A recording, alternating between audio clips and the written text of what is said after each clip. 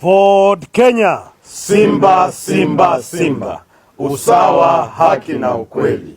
My party, my choice. Weta the sixth. Ladies and gentlemen, George Natembeya, Eugene Wamalwa, and many other key political figures within the Western region of late have actually come out and declared that they want to vie for president for this country. And people like Natembeya, they have come out to even create a movement that is going to entirely take the the Western Kenya people towards the team of the opposition. And we all know that Natembeya is against the bad governance that William Ruto is bringing out for this country. So William Ruto has sat down and be able to craft his own plan. And do you know what happened? The people who are supporting Moses Wetangula, the Speaker of the National Assembly, the leader of Ford Kenya, and also the former senator of Bungoma County and one of the veterans from the Western Kenya region, came out to speak and say that Moses Wetangula is going to go for the presidency for this country by calling him the sixth. And when I saw that, I looked at it from a distance and asked myself, what could these people be up to as far as the 2027 is concerned? On this particular video, I want to take you through on the tactic that President William Ruto with Moses Wetangula are using to try and be able to reduce the numbers of the opposition as far as 2027 is concerned. That is going to form the basis of this analysis here. But before I take you through, ladies and gentlemen, kindly take a second or two to subscribe, like, and comment, because that is the best support you can always give this channel. Let me dive into the topic today. Ladies and gentlemen, first of all, let me tell you this. Moses Wetangula, he has been in politics for quite some time. And we all know that he has been controlling Bungoma all through. And I think he's one of the most smartest politicians when it comes to surviving in politics. He worked on top positions, including foreign affairs under President Moi Kibaki. He was there, I think, during Moi's time. He also saw with Uhuru Kenyatta, was a senator all through. And now as we finish on this particular video, I'm also telling you that this gentleman is also the Speaker of the National Assembly. That is a huge milestone that he has made in his political career. So he's the third commanding person in the Republic of Kenya, in that if the president and the deputy are not there, he assumes office as the president of this country. That is huge. Now, we know that Musalia Mudavadi with the ANC party, they actually merged with UDA. So as we speak, they don't have a voice as such. And most all can see that Musalia Mudavadi is dead politically. Now, when you look at Moses Wetangula, he insisted even to go against the law and maintain his seat actually as the party leader of Ford Kenya, despite being a speaker, which is illegal, just to actually to maintain his political relevance. So as we speak today, Moses Wetangula has emerged to start crafting his plan to become the the sixth of this country. So, ladies and gentlemen, this is the plan that President William Ruto has. Now, he knows very well that the mountain and Western Kenya, when they meet, they form government, and the government performs very well. Natembeya has hinted that. Rigathi Gachagua has hinted that as well. So what is happening this time around? They are working to mobilize numbers for these two regions to merge. In that, if Gachagua is going to go to the ballot, then the running mate is likely to come from the Western Kenya region. And all indications are showing that.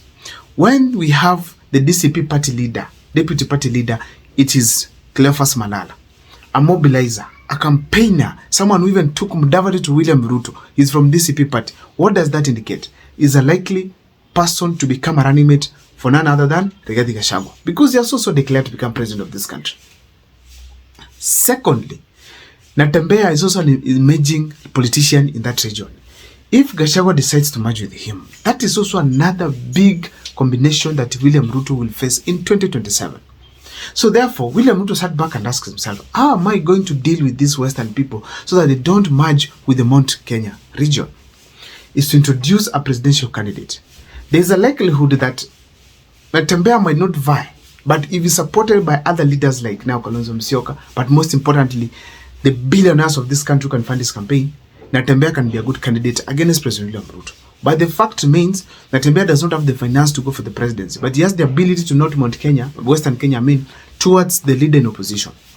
Now, as we speak today, Natembeya because he might not vie, William Ruto has felt like if we bring a presidential candidate from the Western Kenya region early enough, he's going to change the talk in the Western Kenya region.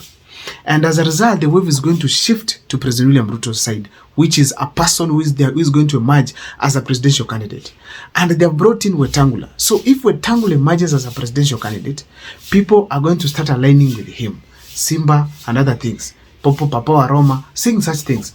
So if he intensifies his campaigns in the Western region through his proxies in the Western region, and then people start supporting him, and then another leader emerges from the opposition, not as a presidential candidate, but just not declaring as a presidential candidate, not even deputy, then probably if people are going to reason from a perspective that we need leadership, and if people are going to be swayed and lied to, then they are going to probably shift to Moses Wetangula's side. But let me tell you this, even Caleb Amisi, he came out and said one simple thing, that where is Wetangula leading the people of Western Kenya to? It can't just be Utawa. You must declare whether you are heading to presidency or not, so that if you declare you are going for presidency, people come following you, knowing that eventually they are going to present a presidential candidate come 2027. So he said that, and I feel like there's a lot of sense, so that people do not get confused. And as we speak today, you know Gachagua made that decision simply to kill that spirit of people saying, where is Gachagua taking us? So it's also expected in Western Kenya that they need to have a presidential candidate at the ballot. So creating that spirit after declaring that you are uniting the people of Western Kenya, it's essential for the numbers that are in Western Kenya region. So William Ruto spotted that chance, and people are bringing on Moses Wetangula to come and become the sixth. So what is the plan of William Ruto? So when Wetangula comes to the Western Kenya region, does campaigns, because we know they have money, they splash, they even brand the Fort Kenya. If they are going to manage to beat the Tawe movement, they will unite, even if it's not more than, even if it's just half of Western Kenya region. Towards the end of 2026 or even in 2027 beginning or even mid, before even they present their papers, Moses Wetangula will shift camp. And there are going to be a group of the Luhya people who are going to shift towards William Ruto's side. That is the plan that he has.